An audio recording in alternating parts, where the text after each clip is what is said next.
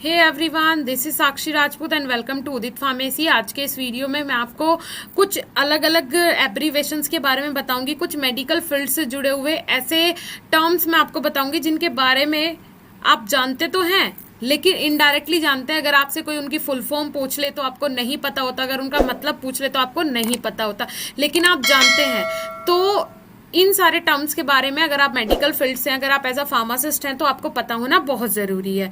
ठीक है, तो चलिए शुरू करते हैं। Discuss the different abbreviation in the field of medicine. Medicine के फील्ड में कुछ ऐसे एब्रीवेशन है जिनके बारे में आपको पता होना जरूरी है।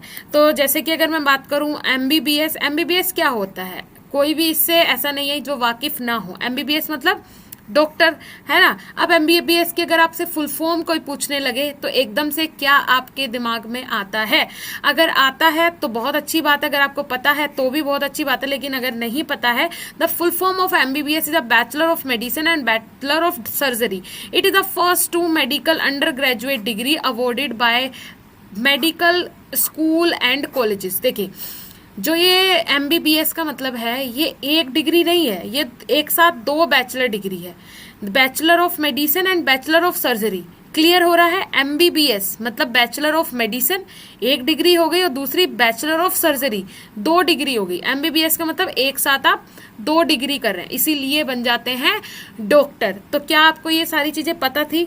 अगर पता थी तो भी कमेंट सेक्शन में कमेंट करना, अगर नहीं पता थी तो भी कमेंट सेक्शन में कमेंट जरूर करना। ठीक है, और ये दोनों जो मेडिकल आपकी डिग्री है, दोनों ही जो मेडिकल के फील्ड में सबसे पहले जो आई थी अंडर ग्रेजुएट डिग्री दो मेडिकल के फील्ड में, और जिन्हें अवार्ड दिया गया था एज अ मेडिकल डिग्री, वो यही थी। कौन सी? एमबीबीएस। होप सो क्लियर हो गया होगा आपको। उसके बाद अगर मैं बात करूं, नेक्स्ट है बीडीएस। बीडीएस क्या होता है? This means a bachelor of dental surgery. इसका मतलब है bachelor of dental surgery and is related to the teeth and ways to treat dam.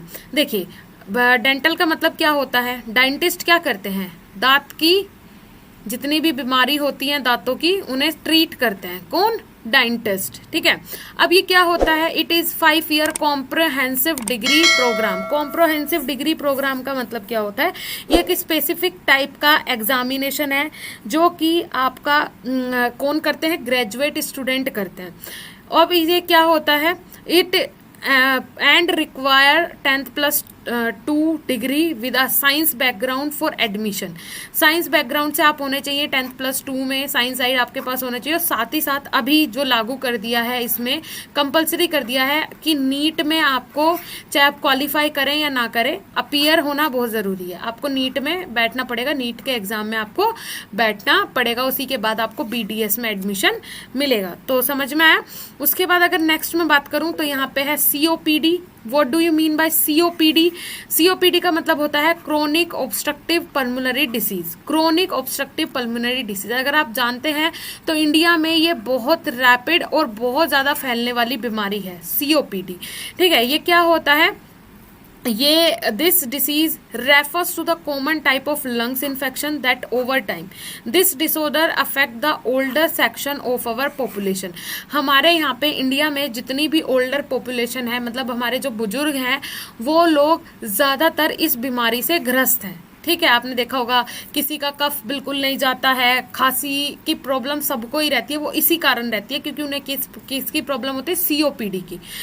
ये सीओपीडी हो क्यों जाता है? देखिए, ये इसलिए हो जाता है क्योंकि ये है नॉर्मल आपका हेल्दी ब्रोंक्यूल्स। ठीक है, ब्रोंकाइटिस है ये हेल्थी, और ये है आपका सीओपीडी या फिर इन्फेक्टेड ब्रोंकाइटिस। देखिए, ये इसका एयरवे देख रहे हैं आप कितना ज्यादा शार्प है, और इसका एयरवे देख रहे हैं आप, ये क्या हो गया है? इन्फेक्शन से पूरी तरीके से ये हो गया है छोटा, तो जो आपकी एयर है वो इजीली पास नहीं हो पाती है, तो आपके लंग्स तक, आपकी बॉडी में ऑक्सीजन अच्छे से सप्लाई नहीं हो पाता। इसके कारण ही जो आपका रेस्पिरेटरी सिस्टम है वो धीरे धीरे क्या हो जाता है?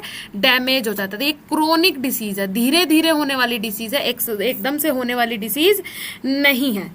ठीक है, तो सीओपीडी का मतलब आपको समझ में आया? बहुत ज्यादा फैलने वाली हमारे देश में ये बीमारी है, साथ ही साथ ये रेस्पिरेटरी सिस्टम को से अफेक्ट होती है, और ये धीरे धीरे फैलने वाली बीमारी है। उसके बाद अगर मैं बात करूं, नेक्स्ट है आपका ईएनटी। ईएनटी क्या होता है? stands for ear, nose, throat and deal with surgery treatment of any disorder in these three body part. ENT. ENT क्या होता है? Ear, throat, ear, nose, throat, ENT. और ईएनटी स्पेशलिस्ट कौन होते हैं? ईएनटी स्पेशलिस्ट जो कि ईयर की, नोज की और आपके गले की, इन तीनों चीजों की सर्जरी कर सके, इनका इलाज कर सके, वो कहलाते हैं ईएनटी स्पेशलिस्ट। अगर आपके कान में कुछ दिक्कत होती है तो आपको जाना होता है ईएनटी स्पेशलिस्ट के पास। नाक में कोई दिक्कत होती है, ईएनटी स्पेशलिस्ट के पास। अगर आपकी नाक की सर्जरी होती है, कौन करता है? ईएनटी स्पेशलिस्ट करता है। तो ये सारी चीजें आपको पता होना बहुत जरूरी है, बहुत बहुत ज्यादा जरूरी है आपको ये सारी चीजें पता होना, ठीक है। तो होप सो मेरा आज का वीडियो आपको अच्छा लगा होगा। अगर आप इसी टाइप के और वीडियोस हमारे चैनल पे देखना चाहते हैं तो कमेंट सेक्शन में जरूर कमेंट करें, और बाकी किन टॉपिक्स पे आप वीडियो देखना चाहते हैं वो भी आप कमेंट सेक्शन में कमेंट करें। आज का ये वीडियो यहीं पे फिनिश होता है। अगर आप डी फार्म फर्स्ट ईयर या सेकंड ईयर के स्टूडेंट है तो आप हमारी एप्लीकेशन उदित फार्मेसी क्लासेस जाके विजिट कर सकते हैं, जहां पे हम आपको कंप्लीट स्टडी मटेरियल प्रोवाइड करवाते हैं डी फार्म फर्स्ट ईयर और सेकंड ईयर का। ओके, देन मिलेंगे नेक्स्ट इन्फॉर्मेटिव वीडियो के साथ। तब तक के लिए धन्यवाद, नमस्कार।